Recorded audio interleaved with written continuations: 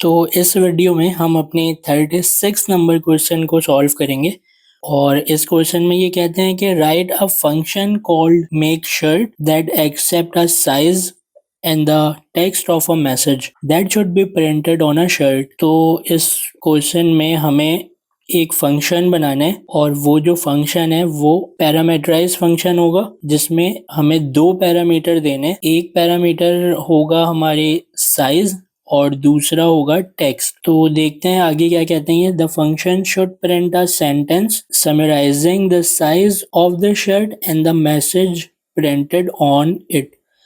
तो ये वही बात कहते हैं कि हम अपने फंक्शन के दोनों पैरामीटर को यूज करके एक मैसेज लिखेंगे और कॉल द फंक्शन, और फिर जाहिर है हमें फंक्शन को कॉल करना पड़ेगा तभी हमारा मैसेज टर्मिनल में प्रिंट होकर आएगा। तो हम अपने फोल्डर की तरफ चलते हैं। तो मैंने अपने फोल्डर का नाम यहाँ पर 36 टी शर्ट रखा है और मैं एंटर करके इस फोल्डर के अंदर आ रहा हूँ और यहाँ से हम अपने VS कोड को ओपन करेंगे। तो हम विजुअल स्टूडियो कोड में आ चुके हैं और सबसे पहले मैं यहाँ से इसे क्लोज करूँगा, फिर मैं टर्मिनल यहाँ से ओपन करूँगा, न्यू टर्मिनल, फिर मैं यहाँ से कमांड प्रॉम्प्ट को सेलेक्ट कर रहा हूँ और मैं सबसे पहले यहाँ पर tsconfig की फाइल बनाऊंगा। तो उसके लिए हमें यहाँ पर tsc space dash in it, तो मैं इसे एंटर करूँगा। तो आप देख सकते हैं यहाँ tsconfig.json की फाइल बनकर आ चुकी है और अब हम package.json की फाइल बनाएंगे। तो उसके लिए मैं यहाँ पर लिखूँगा npm space init space dash y। अब मैं इसे एंटर करूँगा। तो आप देख सकते हैं कि package.json की फाइल यहाँ पर बनकर आ चुकी है। तो अब मैं पैकेज लॉक जेसन की फाइल बनाऊंगा और उसके लिए हम यहाँ पर लिखेंगे npm space i space @types/node लिखेंगे और मैं इसे एंटर करूँगा। तो आप देख सकते हैं कि पैकेज लॉक जेसन और नोड मॉड्यूल्स का जो फोल्डर है वो बनकर आ चुका है। अब मैं यहाँ पर गेट इग्नोर की फाइल बनाऊंगा। तो यहाँ पर हम लिखेंगे डॉट गेट इग्नोर, एंटर। अब हम इस गेट इग्नोर की फाइल में अपने नोड मॉड्यूल्स का जो फोल्डर है उसके नाम को यहाँ से कॉपी करके गेट इग्नोर की फाइल के अंदर मैं पेस्ट कर दूंगा और इसे हम यहाँ से फाइल में जाकर सेव करवा देंगे। तो अब मैं अपनी टाइप स्क्रिप्ट की फाइल बना लेता हूँ, लेकिन आज मैं आपको टाइप स्क्रिप्ट की फाइल जो है वो अलग तरीके से बनाना सिखाता हूँ। आपके पास जो ये tsconfig.json की फाइल है इसे आप क्लिक करेंगे तो आपके सामने जो है वो इस तरह tsconfig.json की फाइल ओपन हो जाएगी और जब आप इसके नीचे आते हैं और आपको लाइन नंबर 29 के अंदर ये रूट डायरेक्टरी मिलती है तो आपने करना ये है कि इस रूट डायरेक्टरी को यहाँ से सेलेक्ट करके और अनकमेंट करना है। अनकमेंट करने का तरीका मैंने आपको बताया था, सेलेक्ट करके कंट्रोल/, और जो यहाँ पर ये स्लैश लगा हुआ है इस स्लैश के बाद आपने लिखना है src, याद रहे src।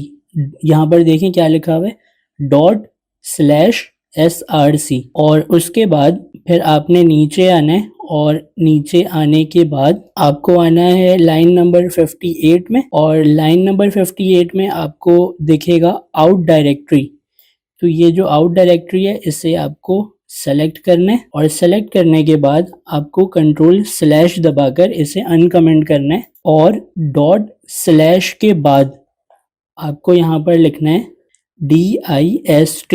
तो याद रहे आपको यहाँ पर मैंने लिखा है DIST मतलब डिस्ट्रीब्यूशन, लेकिन आपको यहाँ पर DIST लिखना है और इसी तरह ही लिखना है, कोई और चीज़ आपको चेंज नहीं करनी है, बहुत ध्यान से करना है। तो ये लाइन नंबर 58 इस तरह लिखना है आपको और मैं आपको लाइन नंबर 28 दोबारा से दिखाता हूँ। तो लाइन नंबर 29 में रूट डायरेक्टरी जो है उसके ./ के बाद आपको src लिखना है, src मतलब सोर्स। तो इतना करने के बाद जो है अब आपको अपनी tsconfig की फाइल क्लोज करनी है और यहाँ पर जो न्यू फोल्डर का आइकन है, हम अपनी टाइप स्क्रिप्ट की फाइल न्यू फाइल के आइकन से बनाते थे, लेकिन मैं कह रहा हूँ ये न्यू फोल्डर का जो आइकन है, इस न्यू फोल्डर के आइकन को क्लिक करना है और यहाँ पर हमें लिखना है SRC जो हमने वहां पर लिखा है, सारी चीजें स्मॉल लेटर में आएंगी, वहां पर भी स्मॉल में आई थी, यहाँ पर भी स्मॉल में, SRC एंटर। और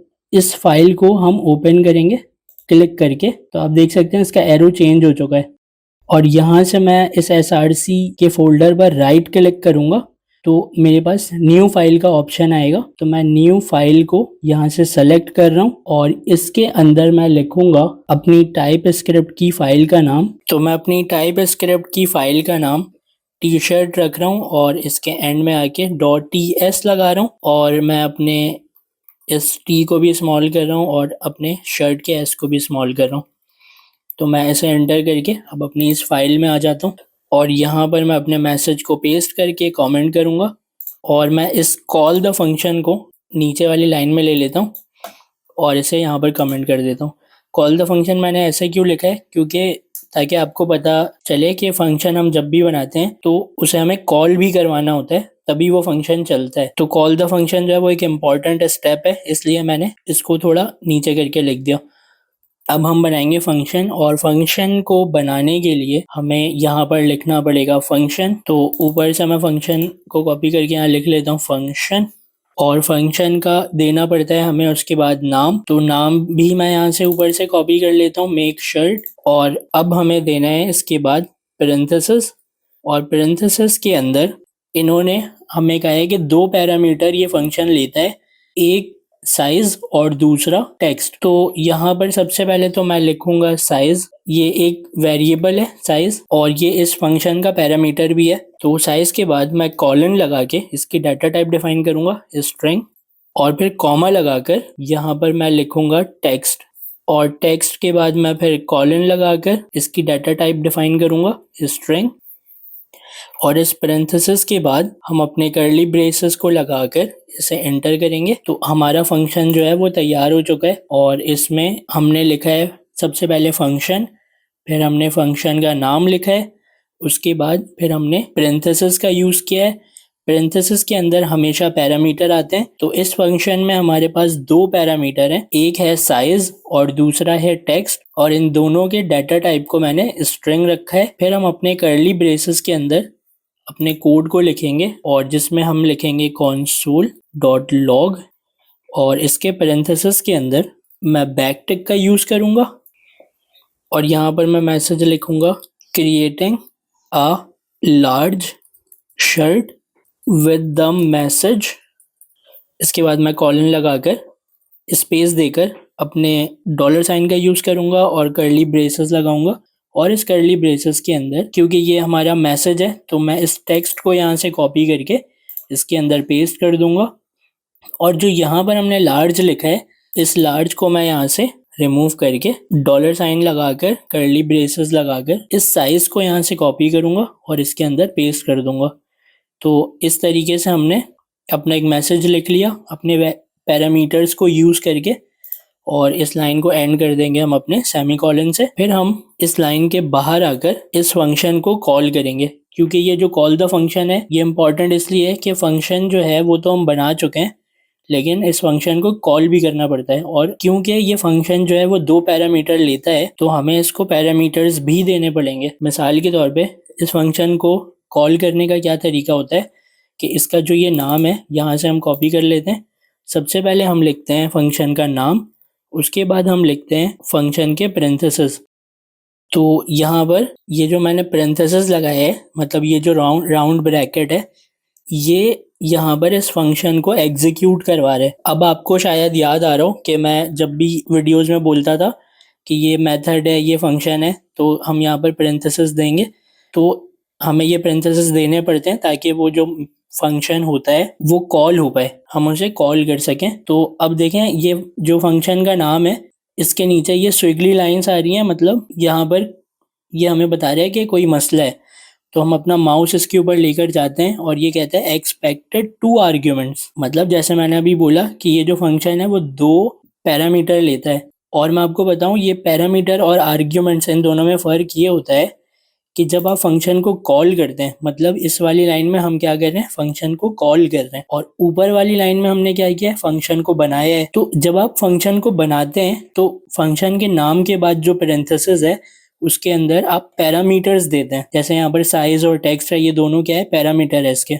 लेकिन जब आप फंक्शन को कॉल करते हैं उसके पैरेंथेसिस के अंदर अब आर्ग्यूमेंट पास करते हैं। ये दोनों चीजें अलग नहीं है, ये दोनों चीजें एक ही हैं। मतलब आपने ऊपर लिखा वहां पर साइज, तो वो साइज जो है वो आप यहाँ पर बता देंगे। मैं यहाँ पर लिख देता हूँ लार्ज, तो मैं यहाँ पर सिंगल कोट लेता हूँ और यहाँ पर लिख देता हूँ लार्ज। तो अब मैंने क्या किया, एक लार्ज के नाम का आर्ग्यूमेंट पास कर दिया जो कि इस पैरामीटर को जाकर रिसीव होगा और वो हमारे इस मैसेज में प्रिंट करवा देगा। तो इसी तरह एक आर्ग्यूमेंट तो हमने पास कर दिया, अब हम दूसरा आर्ग्यूमेंट करेंगे। तो मैं यहाँ पर कॉमा लगाऊंगा और कॉमा लगाने के बाद मैं यहाँ पर लिख दूंगा सिंगल कोट, और सिंगल कोट के अंदर हम कुछ भी लिख देते हैं। यहाँ पर हम लिख देते हैं हेलो वर्ल्ड। तो आप देख सकते हैं कि अब जो ये हमारा मेक शर्ट वाला नाम है, इसके नीचे से वो जो स्विगली लाइंस थी एरर वाली वो जा चुकी है, और हमारा जो फंक्शन है वो अभी बिल्कुल रेडी है। तो इसमें दो आर्ग्यूमेंट चाहिए थे, एक चाहिए था हमें लार्ज जो कि इस पैरामीटर को जाके रिसीव होगा, दूसरा आर्ग्यूमेंट हमने यहाँ पर दिया हेलो वर्ल्ड जो कि इस पैरामीटर को जाकर रिसीव होगा।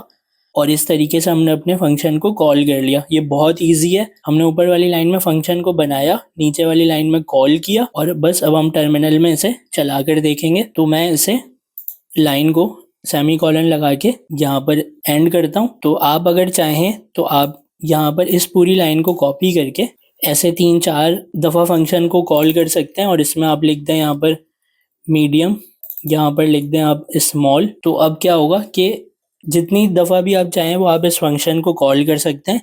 आर्ग्यूमेंट्स आप बार बार चेंज करते जाएं और वो आर्ग्यूमेंट्स इन पैरामीटर्स के अंदर रिसीव होती जाएंगी और अपने मैसेज को उस हिसाब से प्रिंट करते जाएगा वो।